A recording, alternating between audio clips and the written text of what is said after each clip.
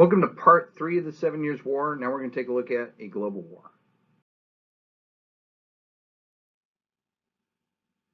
So after these skirmishes of 1754 and 1755, you're going to see a slow escalation.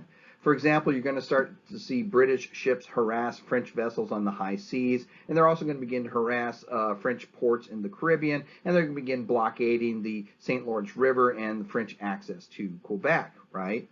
They're also going to begin a series of deportations. For example, the British in a previous proxy war had acquired the island of Acadia, which was a French island, and living there was approximately 11,500 Frenchmen.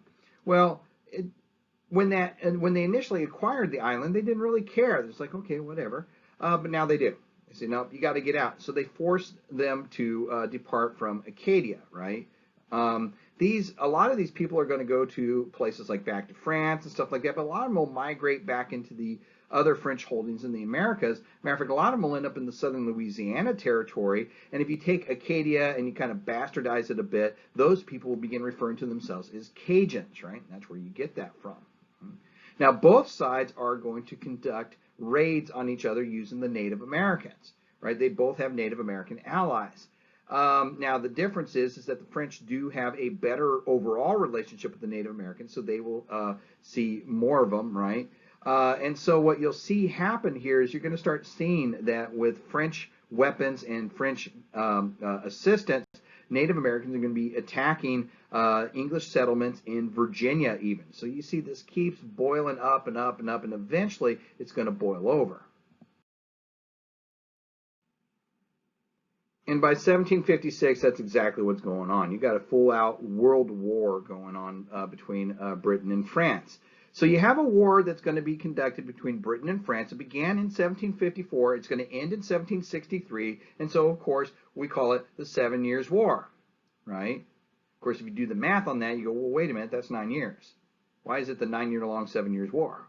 Well, the reason why is simply this. Yeah, we have these battles in 1754 and 1755, but war was not officially declared till 1756. And it'll officially end with the Treaty of Paris of 1763, and so that's why we ended up with the 7 Years' War. But there's other names we could probably call it, right? If you're familiar from your school U.S. history classes, it was often called the French-Indian War, right? Why? Well, because typically in the history classes, and this one's no exception, you focus more on the North American aspect of it, which was predominantly the French, their Native American allies, and the British and their Native American allies fighting each other. Okay, but this really was a global conflict. We can make an argument that this was World War I because you had the fighting in the Americas, in North America, that's true, but there was also fighting in the Caribbean. Spain in 1762, the last year of the war, will get involved, and that will be costly for them because they will immediately lose Cuba, the entire island of Cuba, to the British, and they'll also lose Manila in the Philippines, their possession out there, right? So it was fought in the Philippines. It was fought for. It was used to help the British establish a firmer control in India, in places like Calicut, in regions like that. It was fought in the German states. Right? Spain will actually attempt to invade Portugal during this war. So it was really a war that was fought all over the place. But like I said, for the purposes of a U.S. history class, we are most concerned with the North American aspect of it. And so that's why you either hear the French-Indian War or, like I said, I'm going to use the term the 7 Years' War.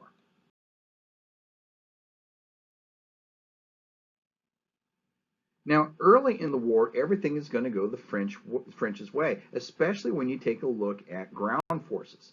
For example, in 1755, the same year as that disaster, the Battle of Monongahela, the governor of Massachusetts, William Shirley, is going to lead a group of colonial troops to try and take Fort Niagara, right? It's going to fail miserably. He's going to be trounced. He's going to be forced to retreat.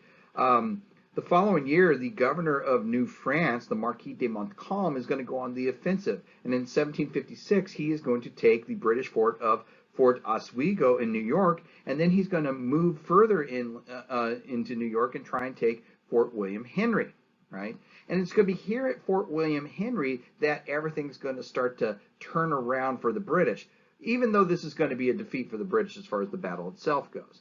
right? You have this large French regular force, and plus they also have Huron and Ottawa Native Americans helping them out. So you have this large contingency there. The British fortification at Fort William Henry has about 1,500 men in it.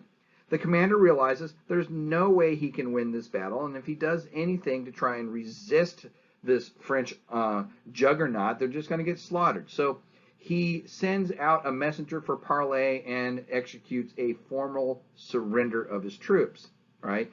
He surrenders in the classic European style, right? I present you my sword. The commander takes the sword and says, all right, you and your men take your stuff. We get the fort and all the contents inside of it, right? Now, this is, I mean, there's nothing weird about what they did here, right? It's very normal in British, in European society. But the Native Americans are going to be really taken aback by this surrender, right? The Huron and Ottawa are saying, well, wait a minute, they get to leave? Yes. They get to leave with all their stuff? Well, yes, but we get the stuff in the fort. He goes, yeah, but you don't understand. We just defeated them. Where's our scalps? Where's our hostages? Where's our stuff? We want their stuff. Well, that's not the way this works, right? They did a formal surrender. We did a former European surrender, and they get to leave, right? The Ottawa and the Huron, this does not fit into their cultural dynamic at all, right? And so what's going to end up happening is that when the French aren't paying attention and the British are collecting their things, they are going to be attacked by the Ottawa and the Huron in a massacre, right? 200 men will be scalped. Another 500 men will be taken captive. And, of course, a lot of that stuff is taken, right? And, of course, the French commander is like, whoa, what are you doing? You can't do that. That's a violation of the rules of war. And, of course, the response by the Ottawa and the Huron nations is, whose rules of war? Because it doesn't violate our rules of war. Our rules of war is you defeat the enemy and you take their stuff, right? And that's exactly what they did. They followed their own rules of war. What's going to happen, though, after this is that you're going to see the French are going to rely less and less on their Native American allies. And because of that, it's going to cause a turning of the tide, because it's going to turn the war in North America into a battle of logistics and a battle of attrition.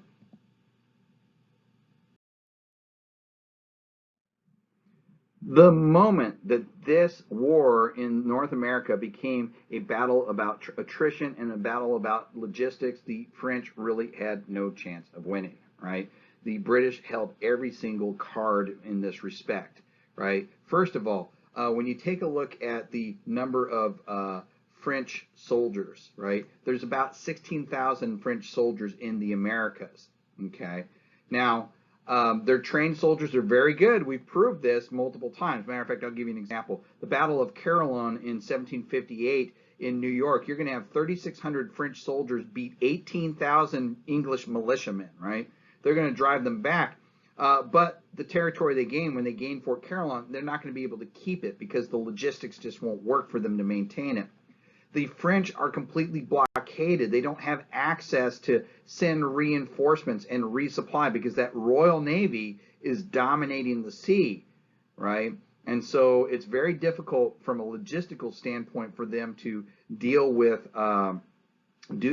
their supplying their colonies in Americas. And plus, on top of that, remember, there's also fighting going in the German states, which are right next door. So they also have a lot more interest there than perhaps the British do. The British fully plan to spend the revenue necessary to win this war. And they have a logistical advantage, right? Because they can recruit 50,000 volunteers in a single year just from their local populations. Remember, they have that exponentially larger population to deal with, 2.15 million people by 1770, right? And so they can just recruit them. Is a militiaman as good as a trained regular French soldier? Well, we've seen example after example that no, it's not, but it's just a numbers game after that, right? You can just keep throwing 50,000 at that 16,000 again and again. That number of that 16,000 is going to get whittled down smaller and smaller and smaller, and you can't replace them, and you can't keep them in supply. You know, it's just a matter of time before the British are going to have the upper hand.